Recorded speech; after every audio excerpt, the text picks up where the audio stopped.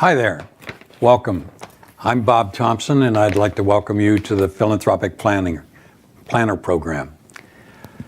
We've been putting this program on for, 31 years, 82 years. I don't know what it is. I think we're on 104 programs or episodes or what have you. Kind of fun, but it's a boring subject, philanthropy. But we've been doing it for quite a while, and we get good feedback from some people that view, and we think it's an important subject, philanthropy. Last program, we had a very nice guest, Jay Williams, the head of the Hartford Foundation of Public Giving, and we talked about charity begins at home. The home is where the heart is. The heart is in the community, and in a local way, philanthropy is very, very important. Chronicle of Philanthropy goes all over the country, actually, in a number of countries also, but we talk about, and I've criticized some of their articles, but a couple of the covers refer to the biggest cities in the country and philanthropy within those cities. And I thumb through and I'm looking, well, where's the philanthropy? Where's the effort? Where are the articles for the smaller community, the small towns? And it's interesting, I wish I had this particular issue when Jay Williams was a guest last week, or last program. I live here, I give here. Now, interesting because it is where the heart is, and the heart is in the community, so I kind of glean from this that I live here, I give here kind of thing. Next program, and this is just a thought that I had yesterday and this morning, is that I want to talk about this particular issue, and I live here, I give here, and it's really Giving Day. And I think we ought to explore, and there are several articles on this, but the success on local groups and giving days. And it kind of takes us through chronological, hour by hour, in how successful they are in raising $72,000 in 1 hour, $14,000 in another hour, and so on and so on. So giving days are an interesting newer development in how small organizations are trying to keep operating capital coming in, keeping the revenue coming in. But I was interested in this, and it hit home that when Jay Williams was in the Hartford Foundation talking about the 22 communities within the greater Hartford region that the foundation kind of oversees or gives grants and so on. I really wanted to start, and I mentioned to Karen when we got ready, and she hooked me up with the mic and everything. I live here, I give here kind of thing, and I always start with the Chronicle, but I really wanted to start this particular program with the Wall Street Journal this Monday, and talk about recent philanthropy in a different form. Certainly caught a lot of people by surprise, and just disclosure, I just finished taping the World of College Cost Challenges and started the program reading this same article in the Wall Street Journal. Robert Smith gave $40 million to over 400 graduates of Morehouse College in Atlanta, Georgia.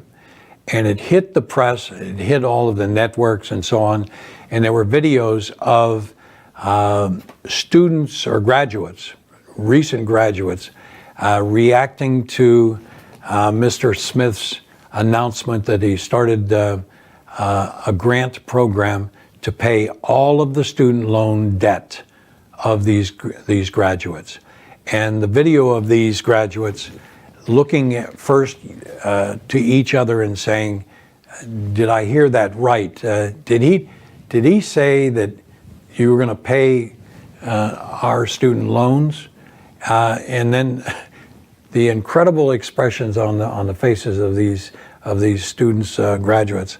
And then the TV's programs panned the audience and the parents. And the parents' reaction and jumping up and cheering and hugging each other and so on, that our student loan debt is being taken care of. Not forgiven or deferred in the legal sense that we talk about, but actually paid off by a third party, Mr. Smith. Robert Smith is certainly a wealthy gentleman, very, very successful, a graduate of Morehouse, and worth about $5 billion. So between you and me, he could do this every year for the future graduates. I didn't say that, but the gift is phenomenal. And I struggle with the title, the heading on these programs, the Philanthropic Planner, as well as the World of College Cost Challenges. But I struggle with that and say Philanthropy and College Costs is our title. And the sub is Signs of Things to Come, ? We see, and a lot of it comes in the Chronicle every month, of incredible gifting, incredible philanthropy, charitably minded people who have the capacity to give, and the wonderful things that they're doing locally and in their state and in the country and the world. The great that they're doing, and the great that philanthropy, the impact of philanthropy has in the various communities. When we think about somebody like Smith, now this is something new.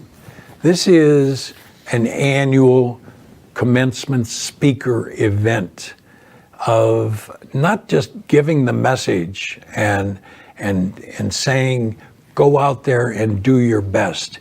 Be the best that you can. Grab a hold of opportunity. All of the expressions and platitudes of commencement speakers. We live in a great country. We live in a great world. There's a lot to be done. Go out and be the best that you can be. Here is a commencement speaker who's taking a different tact. And that's why I say, is philanthropy and college cost, or is this a sign of things to come? We have multi-billionaires. I see the Melinda Gates, a part of the Gates Foundation, incredible billions of dollars of wealth. And her effort, not just recently, but for a long time, has been to help women and women causes, and to help women with education, to really promote the good that the Gates Foundation and Melinda Gates can direct for women causes. We have, and I make reference to campaigns, billions of dollars raised for 20, 30, $40 billion endowments of large universities and so on. And I'm thinking maybe Mr. Smith's approach in identifying and being aware of this $1.5 trillion of student loan debt.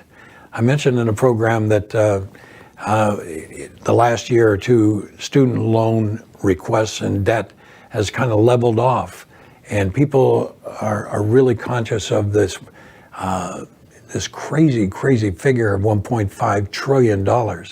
And I mentioned that it wasn't that long ago, 8 or 9 years ago, less than 10 years ago, we were talking about this incredible $800 billion of debt. Now we're talking $1.5 trillion of debt, and how it hurts the economy, it hurts the graduates, it hurts young people in getting married or saving for a mortgage. But we have people who are paying at their children's going to college. They're still paying for their own student debt. And I forget the hundreds of thousands of people age 65 and older that are still paying their own student debt. That blows the mind. It blows my mind, certainly. But philanthropy, why produce this particular program? It's to increase the awareness of the importance of philanthropy. I alluded to that. It's to address myths and misconceptions that you have to be a multimillionaire, not a billionaire, a multimillionaire to be a philanthropist. That's not the case. We talk about volunteering and the impact of, try this, over $300 billion if we look at the contributed hours of volunteers. That's a humongous figure. In fact, it approaches the $396 billion that's given by individuals and corporations and so on. So the philanthropy comes in different forms. It addresses different needs. We identify with a mission of a charity. We become more passionate about that mission, certainly promoted by being perhaps a volunteer of that organization, and by being a volunteer, becoming more aware of the good that's done by that charity. And now I become philanthropic because of my volunteer efforts, and we see that every day in a lot of organizations.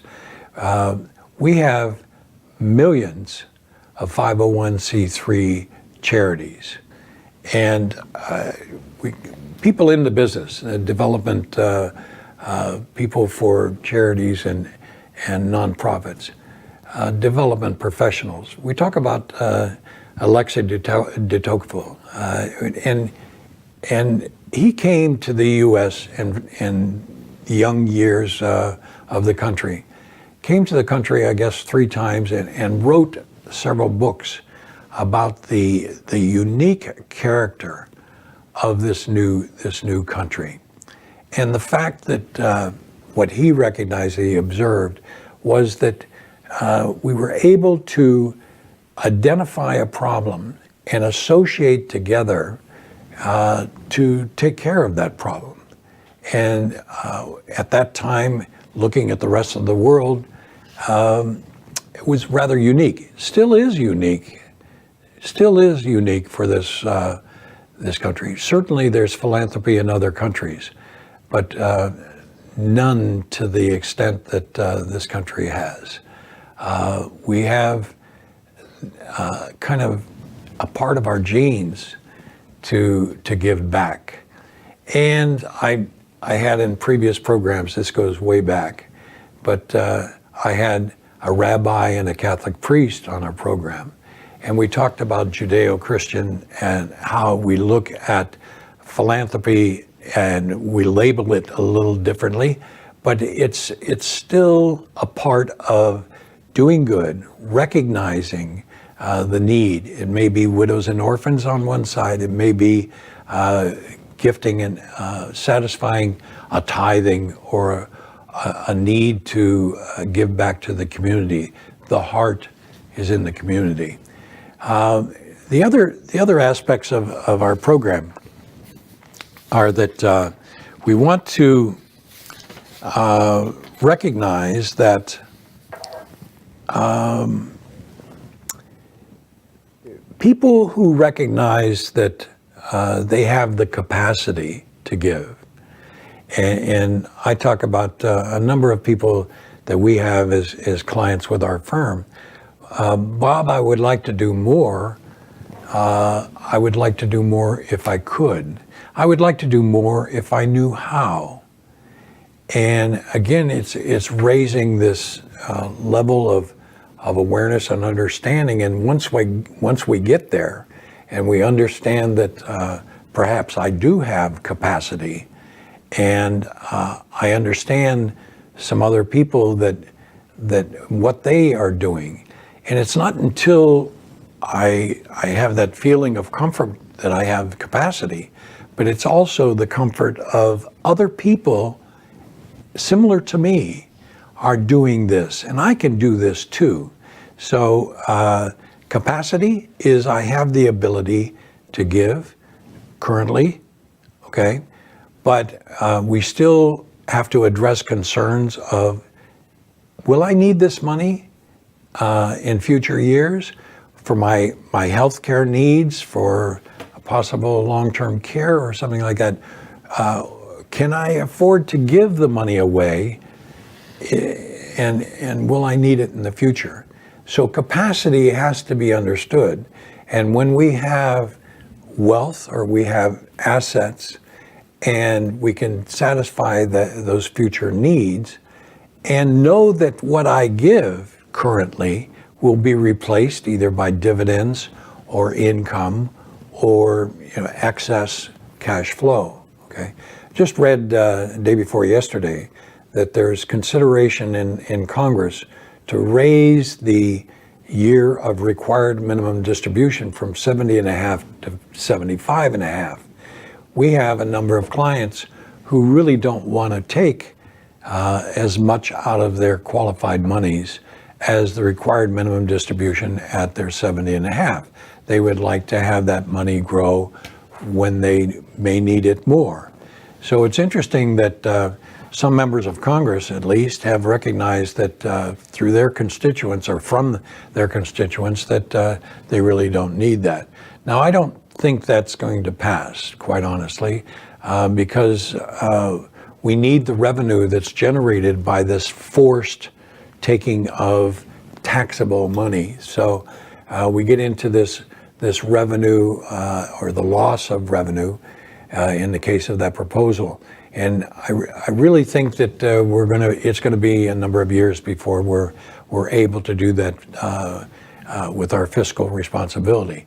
But it's interesting that when we talk about capacity of well-intended donors, that the awareness of the danger of taxation, of inflation, the danger of current healthcare costs, and how that all fits into our giving.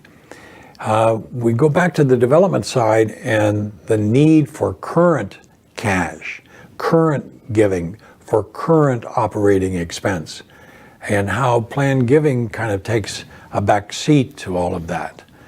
I'd like to bring it back again to education, college costs, and so on.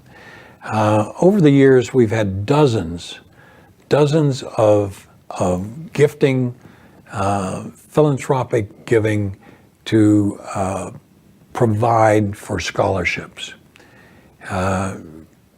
Locally, I can make examples of annual scholarships given at local high schools. One comes to mind, the result of a family creating a foundation project after part of their family tragically died in an airplane accident in Washington, D.C. This annual scholarship to a graduating senior has been in place for, I'm guessing, more than 20 years now. Another scholarship local, Hall High School in West Hartford. A guidance counselor loved by hundreds and hundreds and hundreds of students that he helped. We call that the CAPI scholarship at Hall High School. And for years and years and years, annually, a scholarship is given out. We have other scholarship programs. Certainly, local Rotaries are noted for decades in annually giving out scholarships. We have here locally just the announcement just the last couple weeks of the Simsbury Chamber of Commerce and the scholarships that are awarded annually. And next week at the leadership breakfast or dinner or lunch, the announcement of those scholarships. And we have other scholarship programs that we've been involved in, kind of in a different text, but meaningful scholarships that have been around for 18 years, 20 years.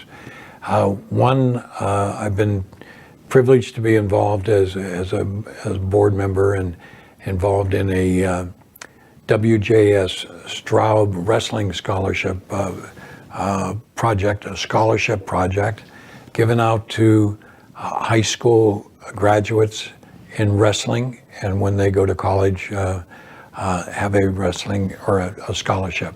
Also involved in that is local camps, wrestling camps, providing for equipment, wrestling mats, and so on. And tens of thousands of dollars have been given out in scholarships and that type of thing.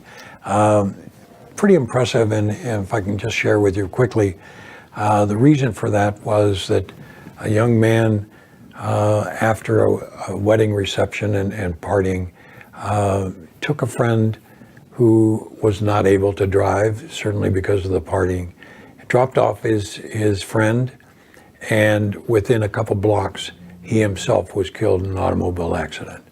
A noted all-state wrestler, and respected and honored by the community, and funds are raised every year at a celebration in honor of him to raise money for wrestling scholarships.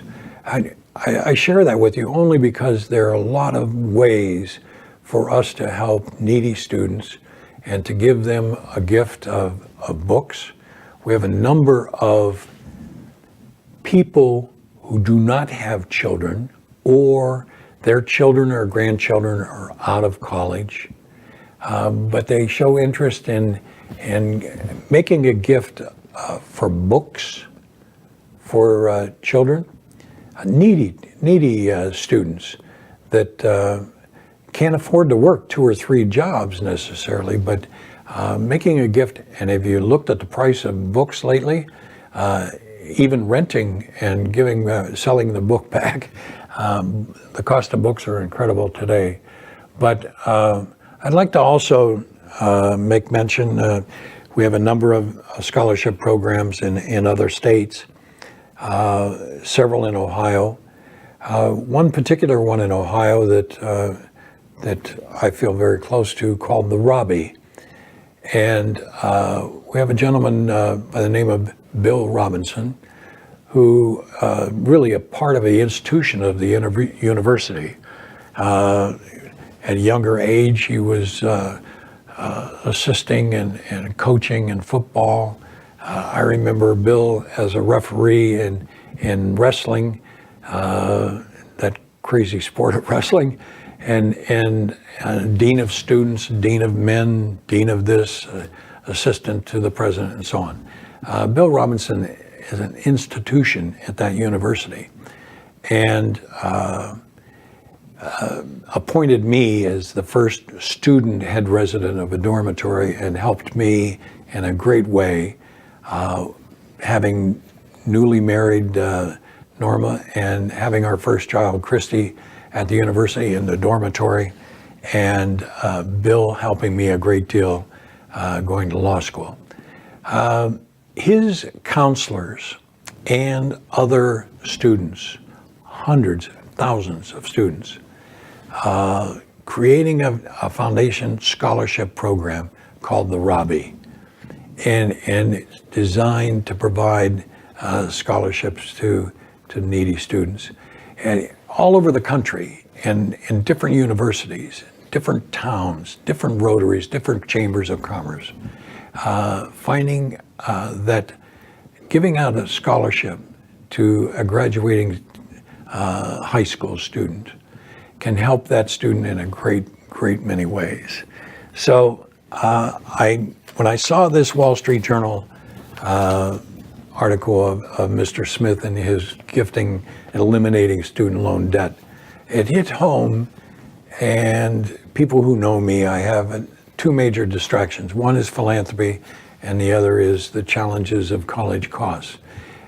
When we think about, is this a sign of things to come?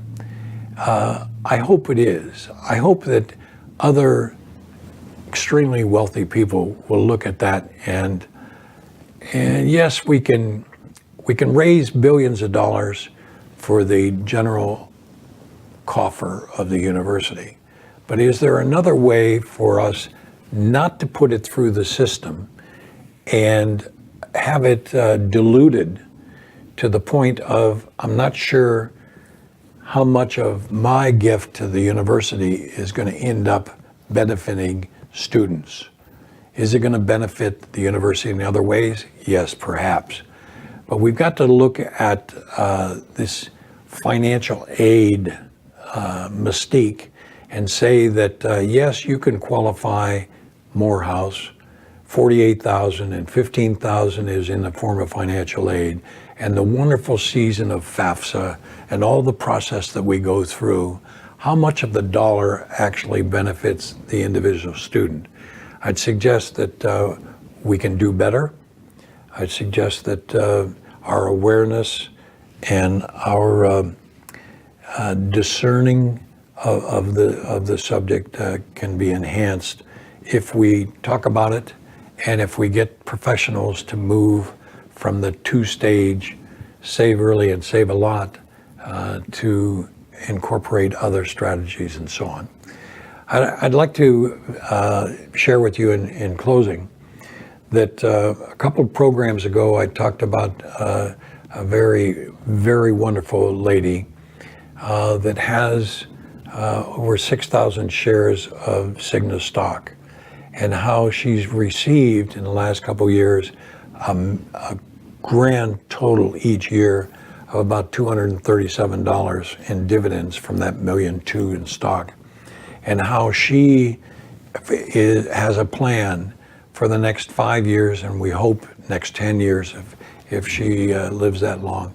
But for the next 5 years, creating a $50,000, taking the Cigna stock, highly, highly appreciated stock, avoiding capital gains, and doing that through a gifting strategy and a gifting tool.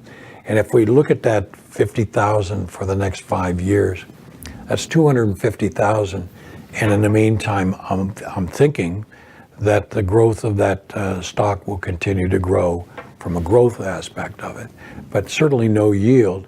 But here's an opportunity for her, and she recognizes that she could have scholarships coming out of not the gift itself, because she's putting the 50,000 each year for 5 years, each of 5 years, into a charitable gift annuity.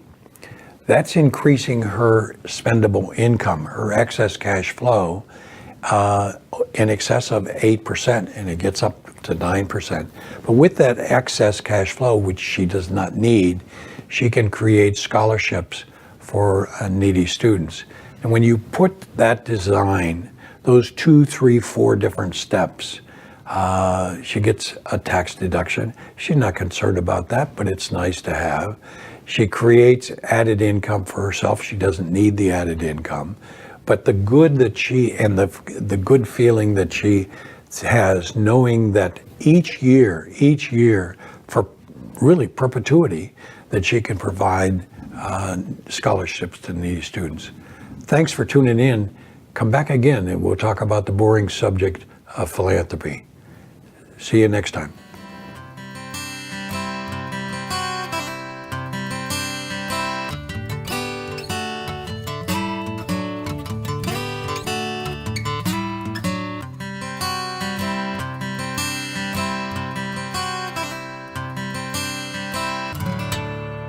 Funding for Simsbury Community Television is provided in part by contributions from viewers like you.